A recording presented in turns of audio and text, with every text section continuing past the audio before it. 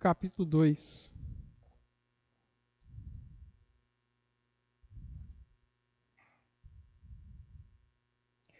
E nós vamos ler aí o capítulo 2 todo até o versículo 6 do capítulo 3.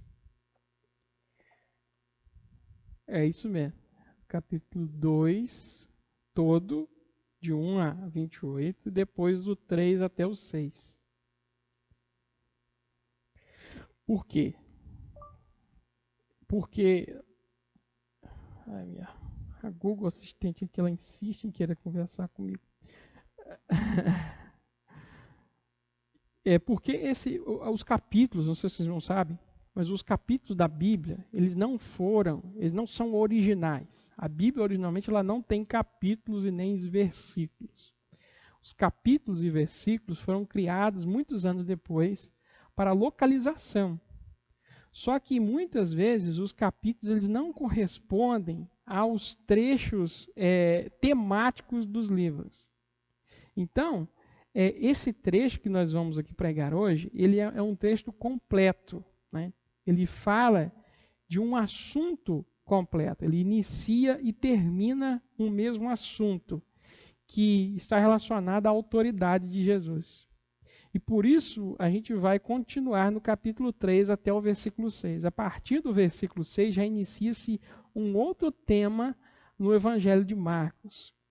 É importante eu frisar isso aqui para os irmãos, porque algumas pessoas vão pensar assim, nossa, mas por que o pastor está lendo tantos versículos?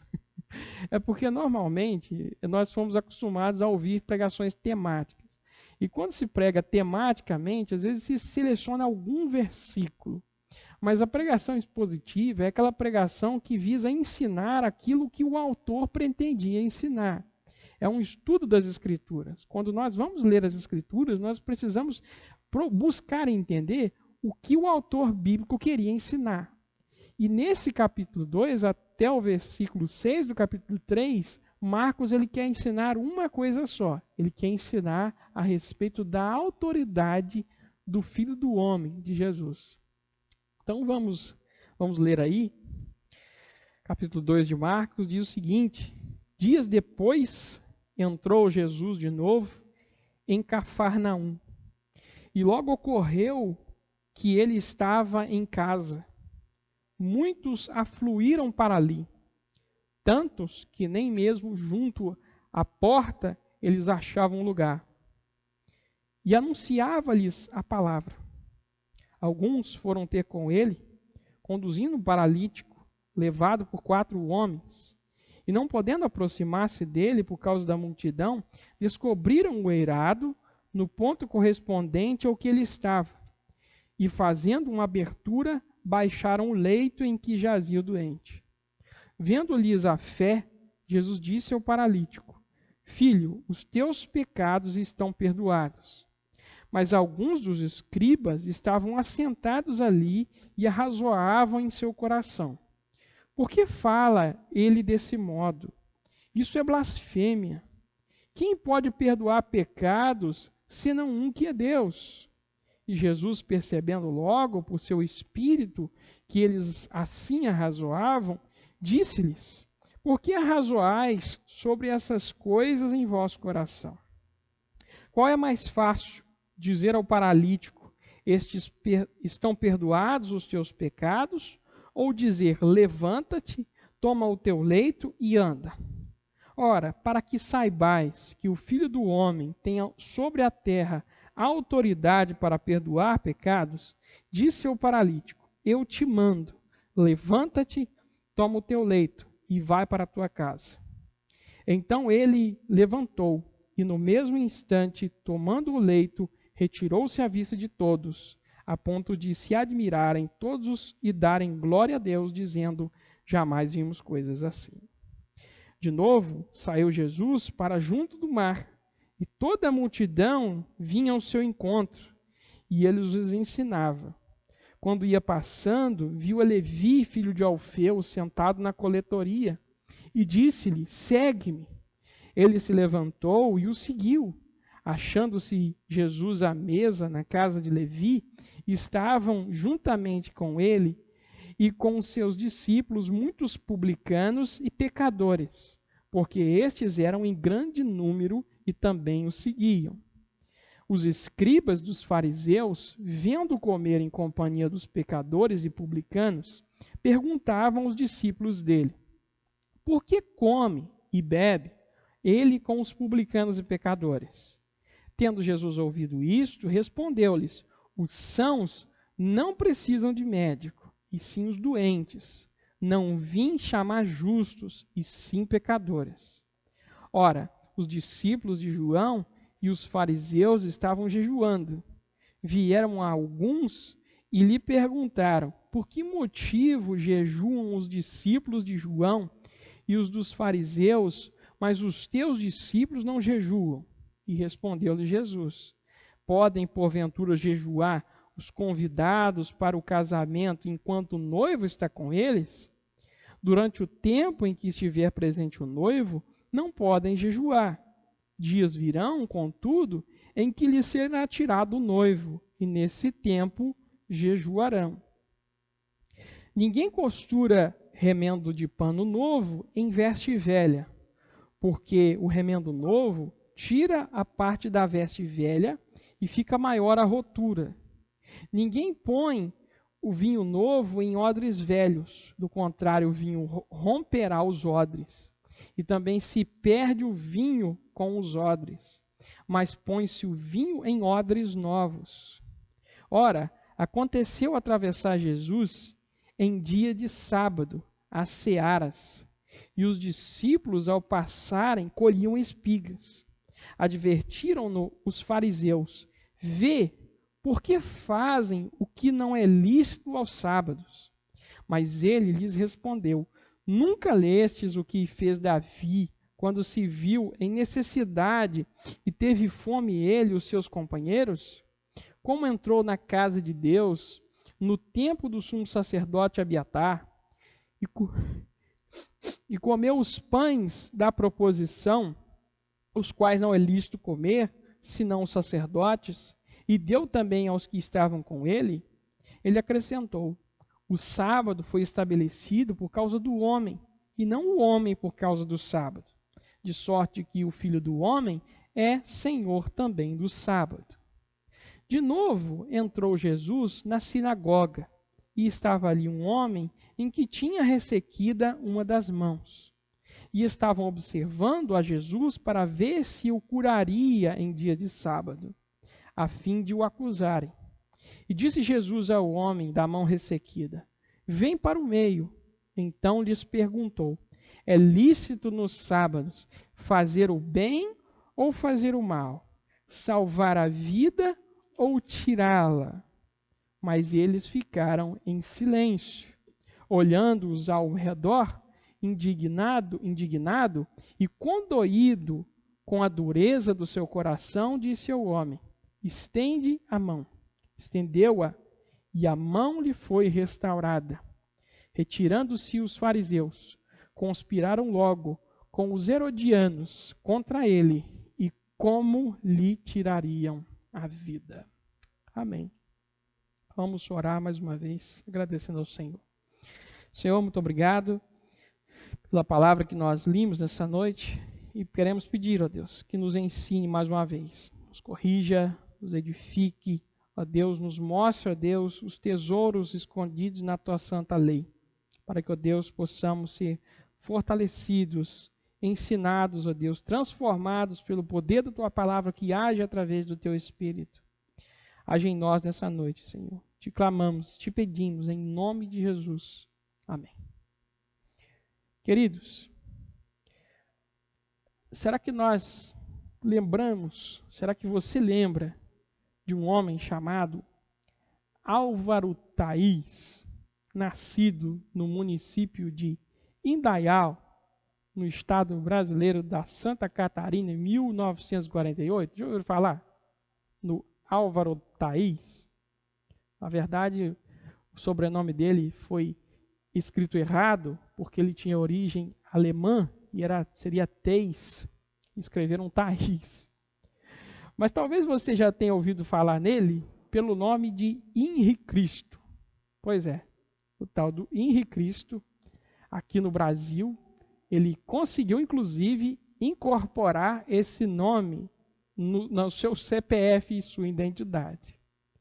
E diz o Álvaro Thaís que lá em 1979, em Santiago, no Chile, depois de alguns dias jejuando, ele recebeu a suposta revelação de que ele era Jesus, ele era o Messias, e que o seu nome verdadeiro era Henrique Cristo.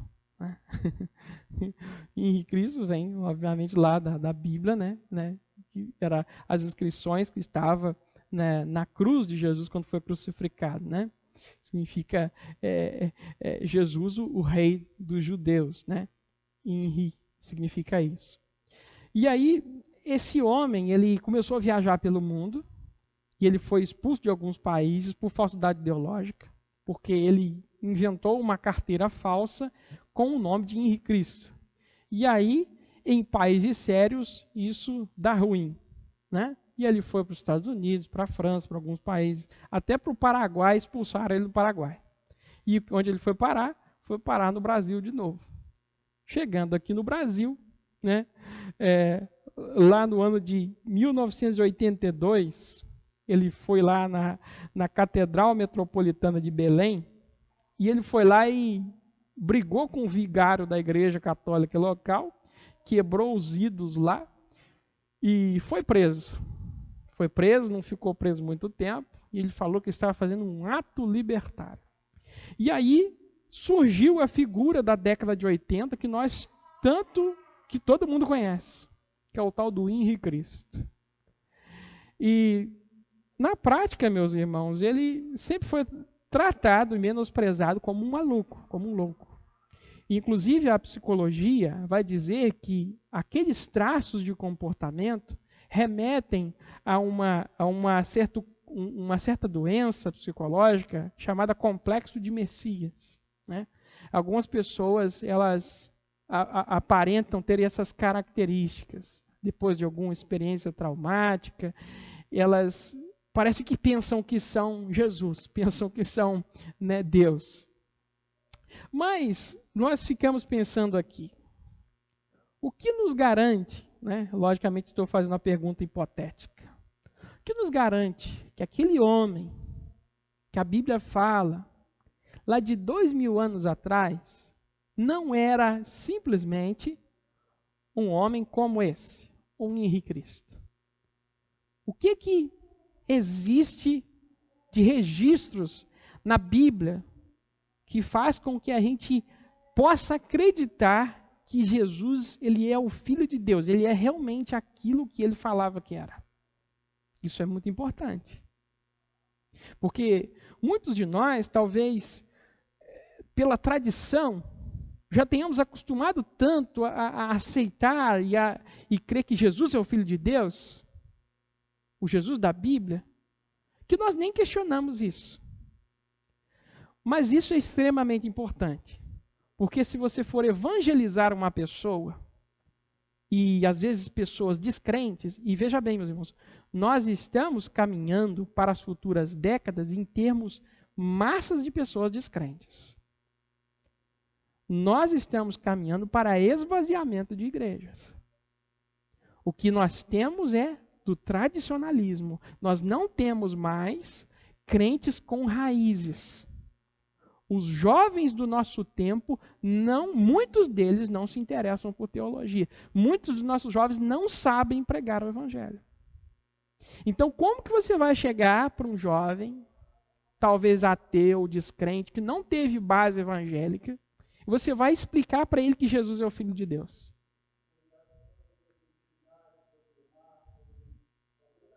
Pois é.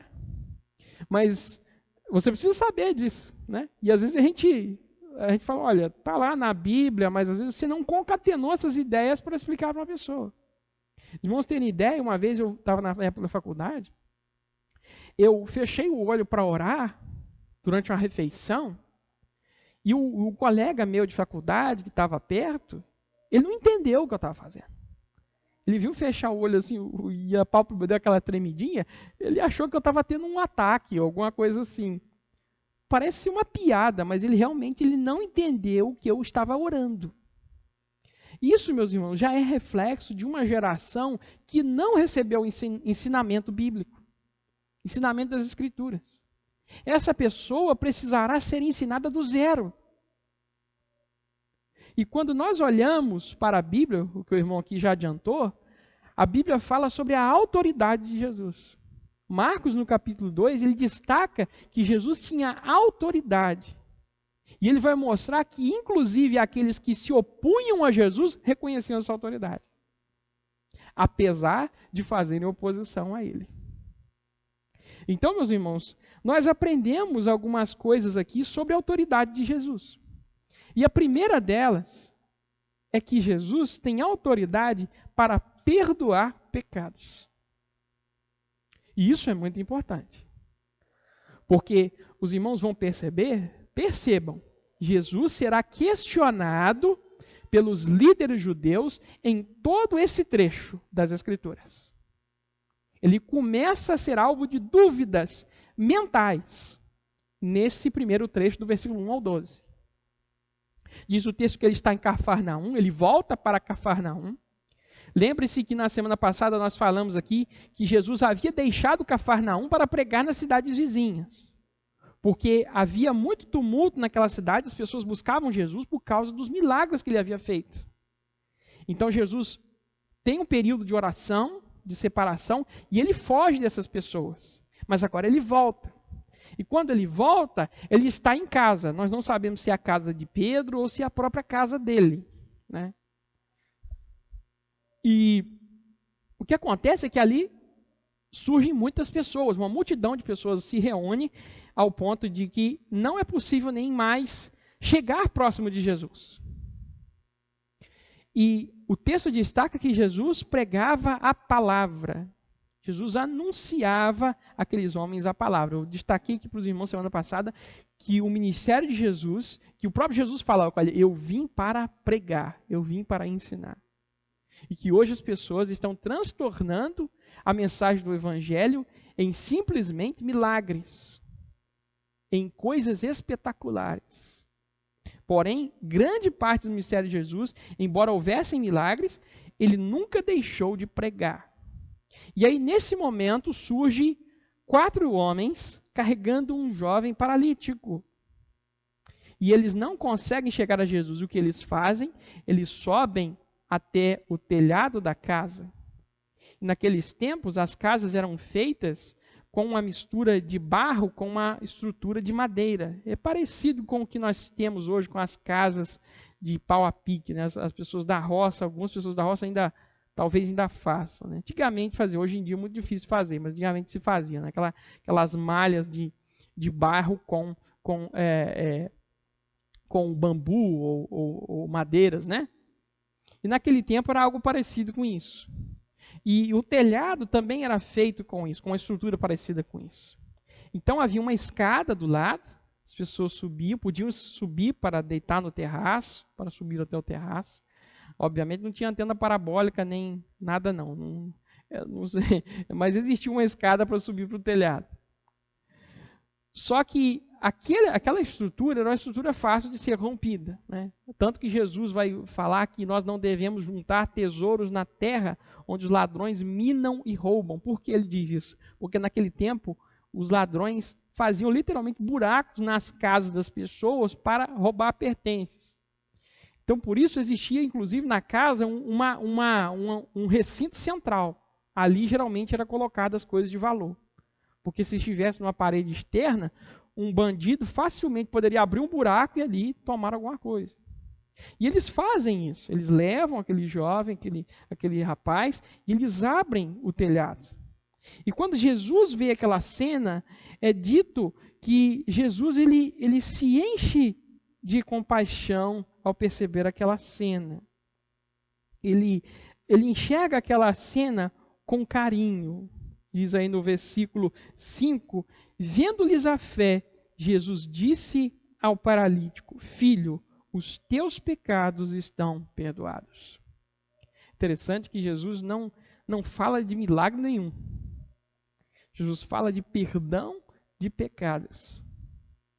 E existia, meus irmãos, um conceito equivocado entre os judeus de que todas as pessoas que nasciam com algum tipo de doença física, aleijado, cego, é porque os pais tinham cometido algum tipo de pecado grave.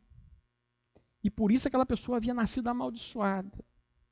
Mas Jesus ele não ensina essas coisas, ele não está ensinando isso. Mas, obviamente, Jesus ele vai no âmago da questão. Porque provavelmente aquele homem estava com seu coração carregado daqueles ensinos, do peso daqueles ensinos errados. E também do seu pecado que o afastava de Deus. Jesus vê a situação que mais importa para aquele homem.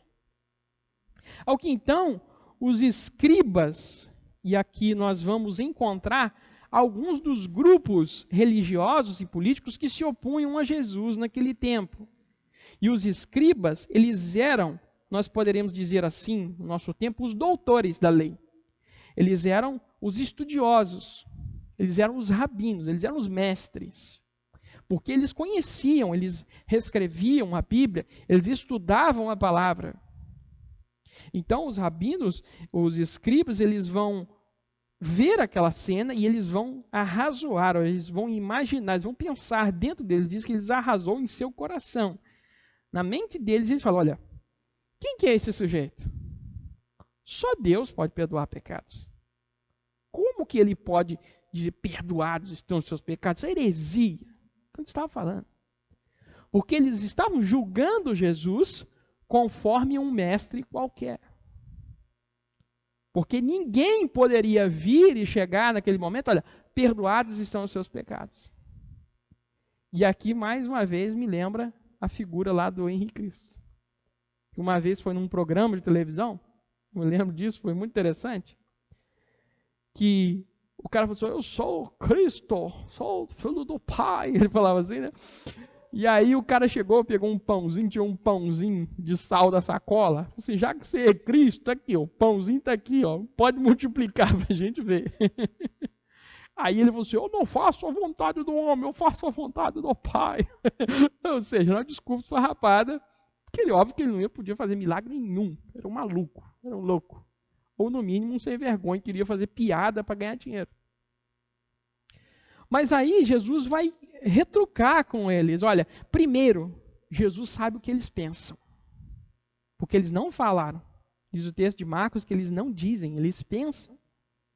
E Jesus, conhecendo o arrazoado dos seus corações, Jesus diz para eles, olha, no versículo 9, o que é mais fácil?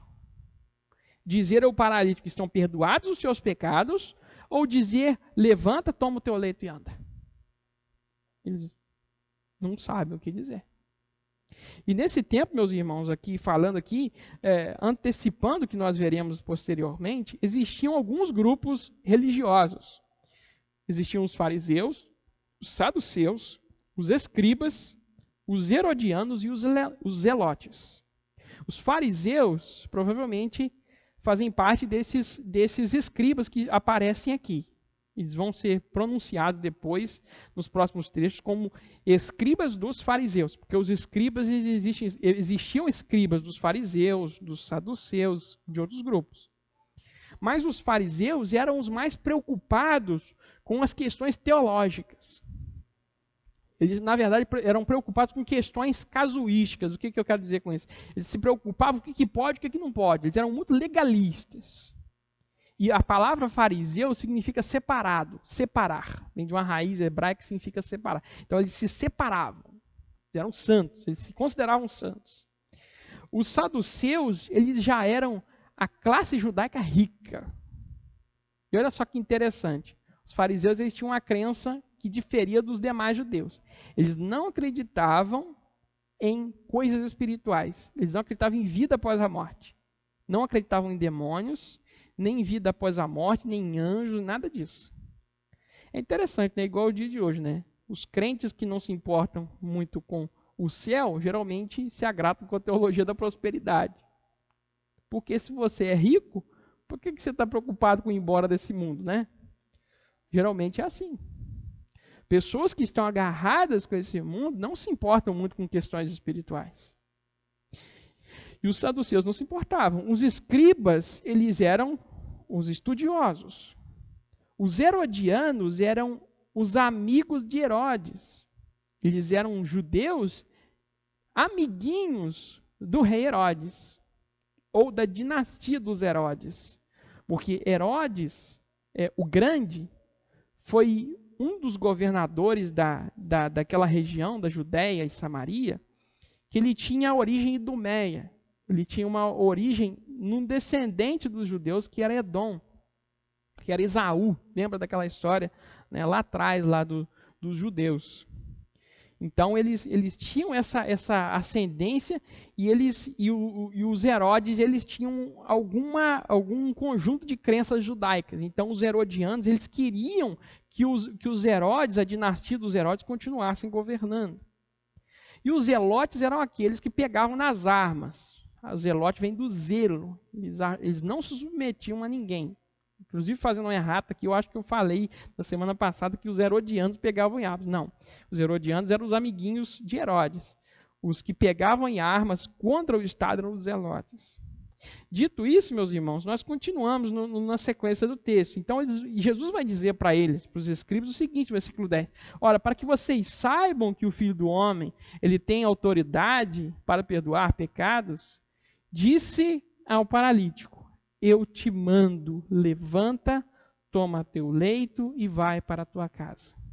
Então ele se levantou e no mesmo instante, tomando o leito, retirou-se à vista de todos, a ponto de se admirarem todos e darem glória a Deus, dizendo: jamais vimos coisa assim. Então, meus irmãos, Jesus não é um falso profeta.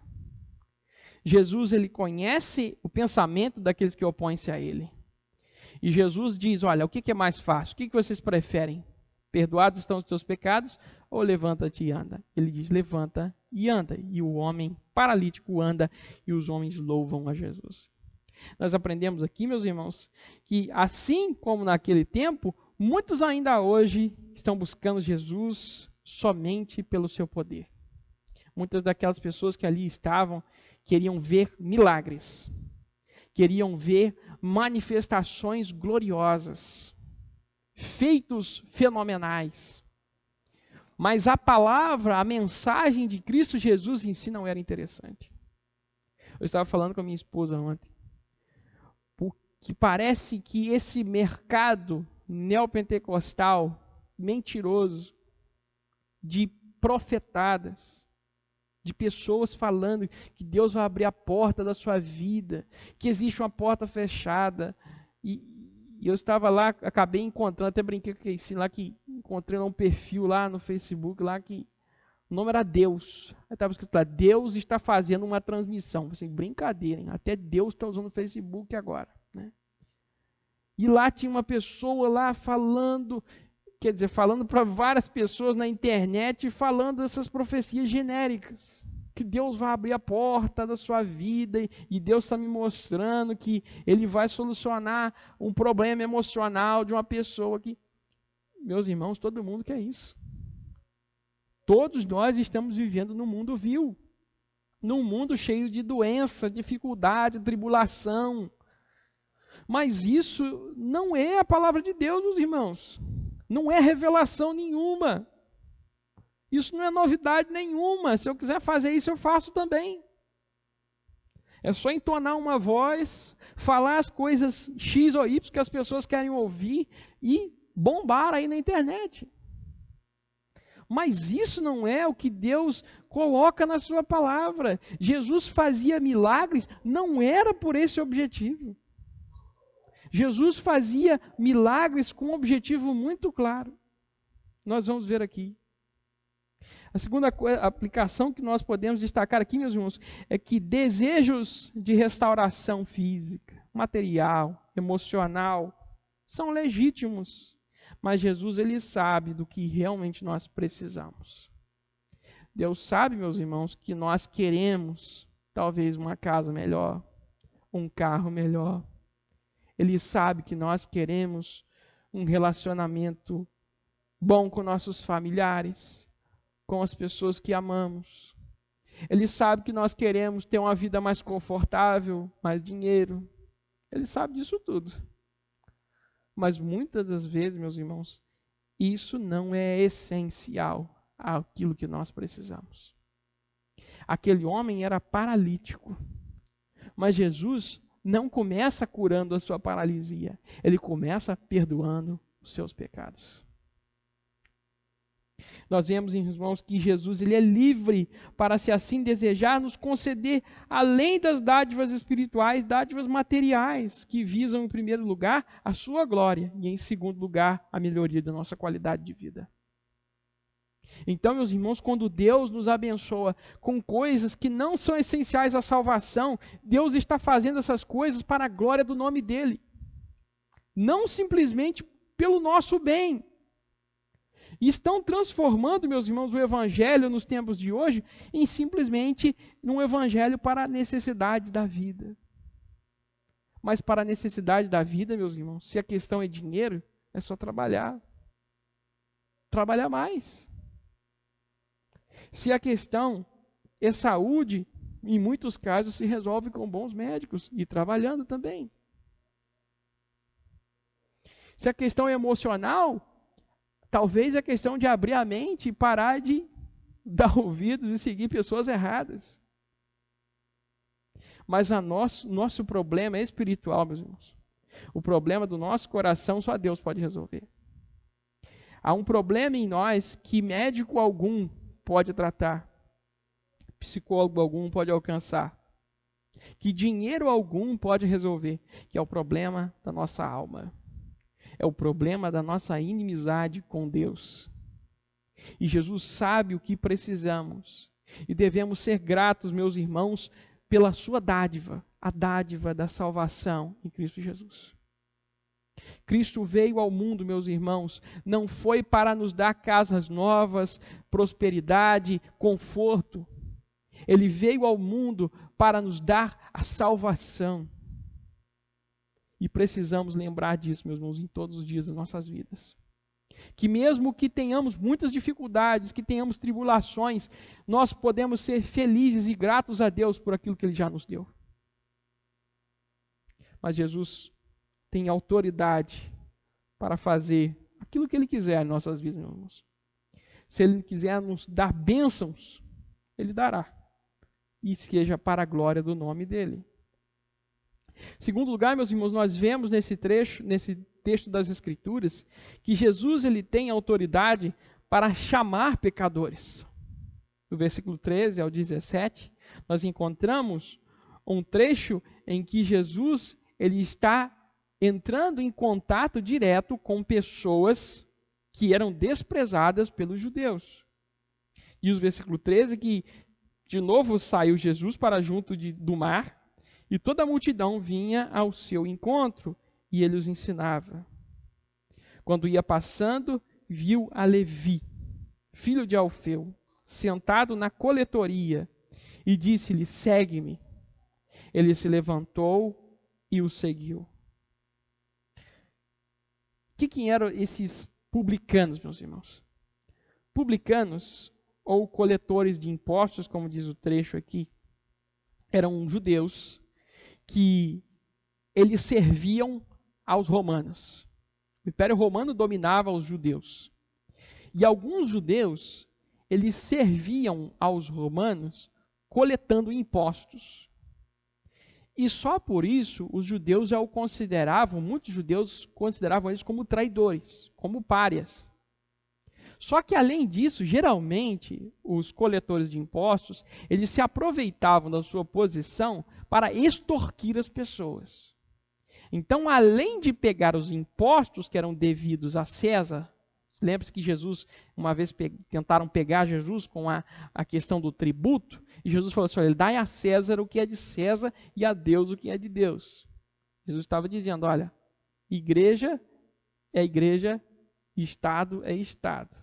Se alguém domina sobre vocês, ele tem o domínio, respeitem a ele. Agora, deem a Deus aquilo que é devido a Deus. Não misturem as coisas. Mas eles eram odiados. Eles eram o lixo para os judeus. E Jesus, meus irmãos, ele vai até esse homem e convida ele para ser um discípulo. Olha que mestre estranho. Para começar, naquele tempo, meus irmãos, mestre não chamava ninguém. As pessoas é que chegavam para o mestre e pediam assim: por favor, mestre, eu quero ser seu aluno. Um judeu que queria aprender a lei, ele chegava para um rabino e dizia: olha, eu preciso conhecer mais a palavra de Deus, eu quero seguir o Senhor. E aí ele: eu vou ver, vou pensar. Aí ele talvez aceitava. Jesus não. Jesus, ele ia até os seus discípulos e escolhia. E ele vai escolher esse homem que está sentado na mesa de coletoria, roubando os judeus. O versículo 15 vai dizer que Levi, ele vai levar Jesus para a sua casa, para comer junto com seus amigos. E diz o versículo 15 que, achando-se Jesus à mesa na casa de Levi, e estavam juntamente com ele e com os seus discípulos muitos publicanos e pecadores. O texto vai dizer que eram muitos, era muita gente. Porque estes eram em grande número e também o seguiam. Olha só que coisa interessante. Muito pecador, muita gente que era odiada pela sociedade religiosa daquele tempo, seguia Jesus. E a gente tem que entender que comer no contexto oriental é uma coisa muito séria. Por exemplo, até hoje isso é verdade, né? Quando uma pessoa ela é recebida na casa de alguém, dentro da cultura, né, oriental, essa pessoa ela é protegida, inclusive, até a morte, se for necessário. Tem até um filme, eu acho que eu assisti esse filme com a Casey uma vez, não lembro o nome, de um soldado americano que ele vai guerrear, acho que lá no Afeganistão, e ele encontra lá um muçulmano, e esse muçulmano recebe ele na casa dele. E ele enfrenta a morte para defender o americano. Porque para ele ele estava hospedando ele naquela cultura oriental. Receber uma pessoa em casa é algo muito, muito sério. Então, além disso, se você comer com aquela pessoa, é um sinal de que vocês são pessoas muito íntimas. São próximas. Se, por exemplo, duas pessoas eram inimigas no passado, uma forma de acabar com essa diferença era convidar para um almoço, para um momento de festa, de alimentação. E aqui Jesus vai estar junto justamente com aqueles que os judeus de modo algum imaginariam estar. Porque, como eu disse aqui, fariseu significa o quê? Separado. Se ele é separado, ele não se junta com o pecador. Então, no versículo 16 vai dizer, olha, os escribas e os fariseus, vendo comer em companhia dos pecadores e publicanos, perguntavam aos discípulos dele: por que come e bebe ele com publicanos e pecadores? Tendo Jesus ouvido isto, respondeu-lhes: os sãos não precisam de médico, e sim os doentes. Não vim chamar os justos, e sim pecadores. Então Jesus dá uma resposta para eles, né? E aqui os irmãos vão ver que os escribas e dos fariseus, eles sempre estavam criticando Jesus. Nesse momento eles vão criticar Jesus por aquilo que Jesus estava comendo. E no próximo trecho eles vão criticar por ele não estar comendo, né? Pelo jejum, ele vai falar da questão do jejum, né? E então eles falaram: olha, como que você pode estar comendo com esses homens? Olha, ele falou: eu não vim para os justos, eu vim para chamar os pecadores. Quem precisa de médicos são os doentes. E interessante aqui, meus irmãos, que Jesus ele não está chamando os fariseus de justos e nem de sãos. Na verdade, isso é uma ironia. Porque, na verdade, os fariseus, os escribas, eles precisavam tanto de Jesus quanto aqueles homens.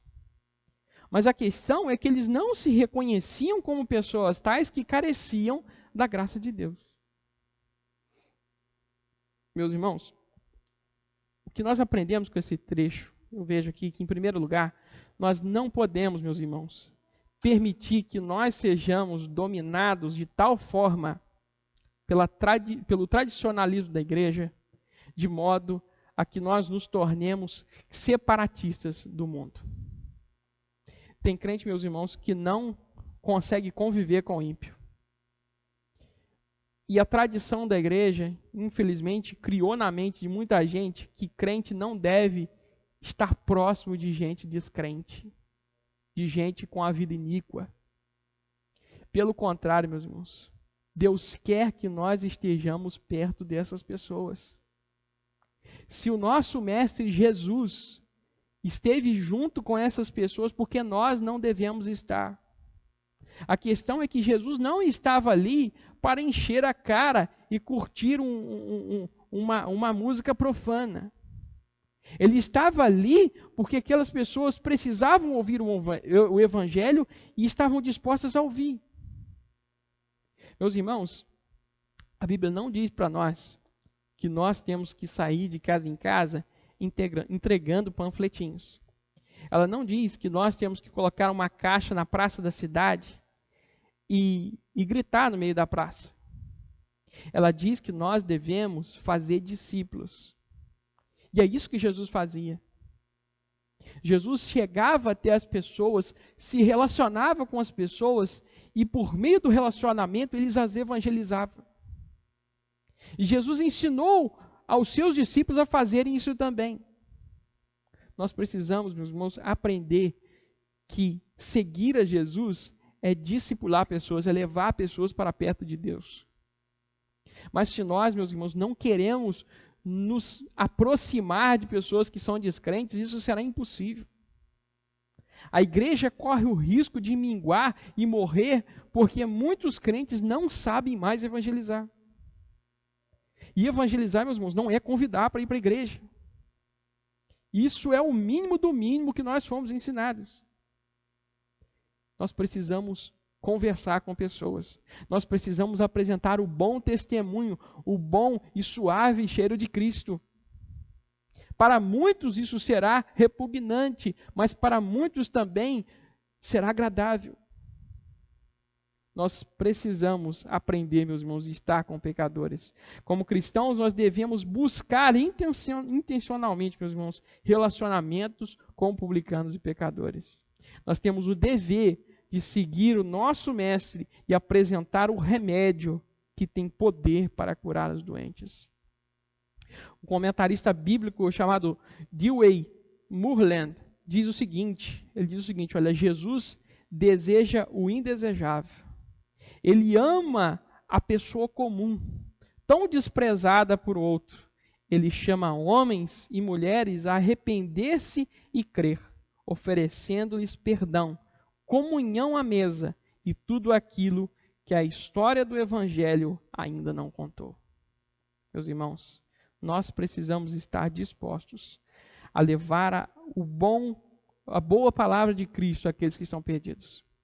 Nós precisamos buscar estar com pessoas que precisam do Senhor Jesus. E o Senhor Jesus nos ensina isso diretamente quando Ele está próximo dessas pessoas que carecem da sua mensagem. Em terceiro lugar, meus irmãos, nós vemos que Jesus tem autoridade para mudar os tempos. Mas aqui, meus irmãos, eu quero deixar para terminar essa mensagem na semana que vem, porque nós estamos chegando às 9 horas e já tem bastante coisa aqui para nós tratarmos nesse trecho. Mas, fechando esse trecho, nós vemos, meus irmãos, que Jesus ele manifesta a sua autoridade aos homens. Manifesta que ele é o Cristo, porque ele tem poder para perdoar pecados e tem poder para chamar pecadores das trevas à luz. O grande problema, meus irmãos, é que estamos vivendo num tempo em que as pessoas estão convertendo o evangelho num tipo de evangelho em que não há arrependimento. Tem gente aí que está trazendo uma suposta mensagem que parece de muita compaixão, parece de muita sinceridade, de muito amor, mas não é a mensagem de Cristo. Porque o mesmo Cristo que esteve com publicanos e pecadores foi aquele que disse que eles deveriam se arrepender dos seus pecados e crer no Senhor.